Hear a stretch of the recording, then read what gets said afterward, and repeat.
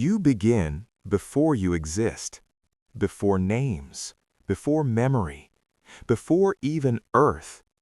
Just particles, tiny fragments of matter drifting through a young universe born from the nearly 13.8 billion years ago. There is no sound, no light you can see, only expansion. Slowly, gravity begins to gather things together. Stars ignite, galaxies form, time finds rhythm. And somewhere in a quiet corner of the cosmos, a small star forms. We call it the Sun. Chapter 1. The First Spark of Life. About 4.5 billion years ago, a molten rock cools into something new, Earth. At first, it's chaos. Volcanoes tear open the surface, asteroids rain down, oceans boil. But then, something impossible happens. Around 3 billion years ago, in deep, dark water, simple cells emerge. Life. No thoughts, no emotions, just survival. For billions of years, that's enough. Life learns to adapt, to evolve, to compete. Cells become complex, creatures begin to move, to hunt, to flee, and slowly the stage is set for something extraordinary. Chapter 2. The Rise of Humans. Around 6 million years ago, in the forests of Africa, something changes. A primate stands upright, not perfectly, not confidently, but enough. This is the beginning of your lineage. Over time, species come and go, each one slightly different, slightly closer. Then comes Homo erectus. They walk farther, think sharper, control fire. And around 1.9 million years ago, they leave Africa. The first travelers, the first explorers. Then, about 400,000 years ago, another branch emerges. Neanderthal. Strong, adapted to cold, survivors of harsh lands. But they won't last forever. Because around 300,000 years ago, something new appears. You. Homo sapiens. Not the strongest, not the fastest, but the most dangerous. Because you can imagine. Chapter 3. The Cognitive Revolution. Around 70,000 years ago, everything changes. You begin to think differently. Not just about survival, but about stories. You create myths, gods, beliefs. You cooperate in larger groups. You don't just react to the world, you reshape it. You hunt in teams, build tools, paint on cave walls. You begin to remember. And memory becomes power. Chapter 4. The Agricultural Gamble. For tens of thousands of years you roam. You follow animals, gather plants, move with the seasons. Then, around 10,000 BCE, you make a decision that will change everything. You stop. In places like Çatalhöyük, you begin to farm. You plant seeds. You wait. You build homes, then villages, then cities. It seems like progress, but it comes at a cost. Disease spreads faster. Diets become limited. Humans grow shorter, weaker. And yet, population explodes. Because farming feeds more people, and more people means more ideas. Chapter 5. The Birth of Civilization. Around 4000 BCE, civilization takes shape. In the city of Uruk, something remarkable happens. Writing. You begin to record, trade, laws, stories. Now knowledge doesn't die with you, it accumulates. Empires begin to rise. Kings emerge. One of the first great conquerors appears. He doesn't just rule a city, he builds an empire.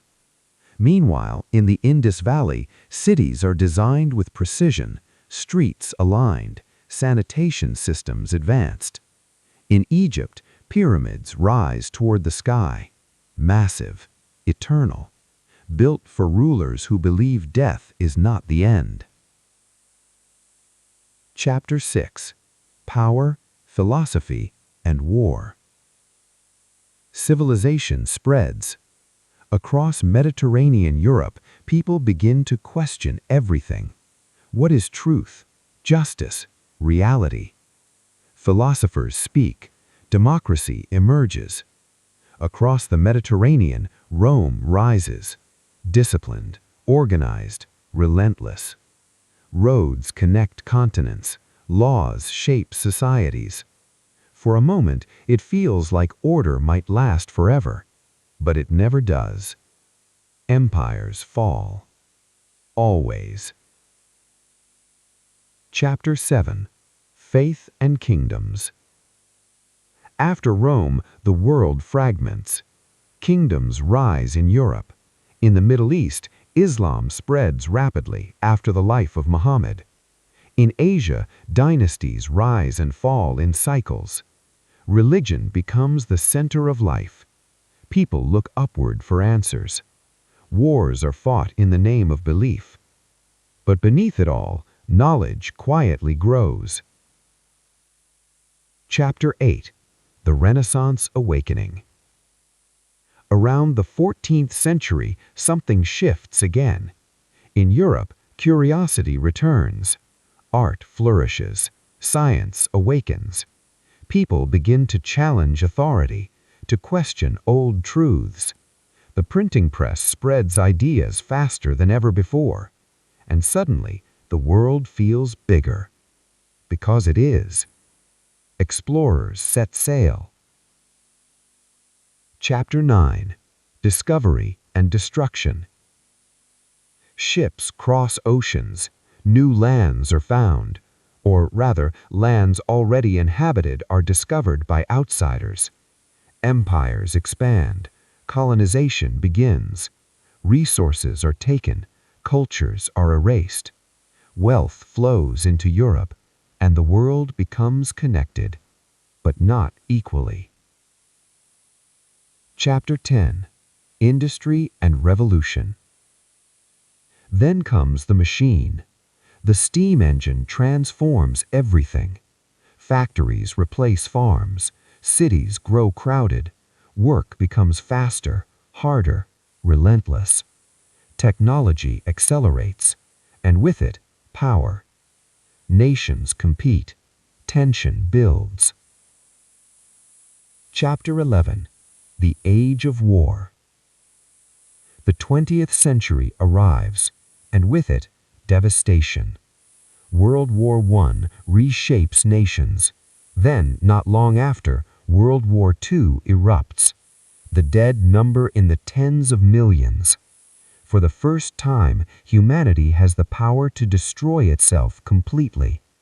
And that changes everything. Chapter 12: The Modern World. After the wars, the world rebuilds. Faster, smarter, more connected.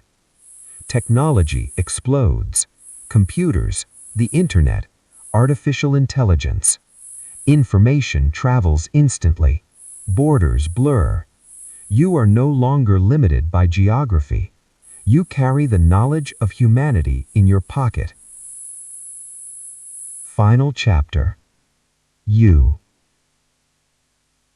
This is where the story becomes personal. Because after billions of years, after evolution, survival, war, discovery, and invention, the story of civilization leads to one point. You. You are the result of everything that came before. Every ancestor who survived.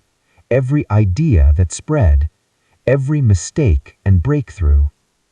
Civilization isn't something separate from you, it is you. And now, for the first time in history, the future is no longer shaped by gods, kings, or fate alone. It's shaped by billions of individuals making choices, including yours. The ending that isn't one. Because this story is not finished, it never will be. Civilization is not a past event.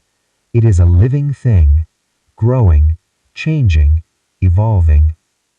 And right now, you are part of its next chapter.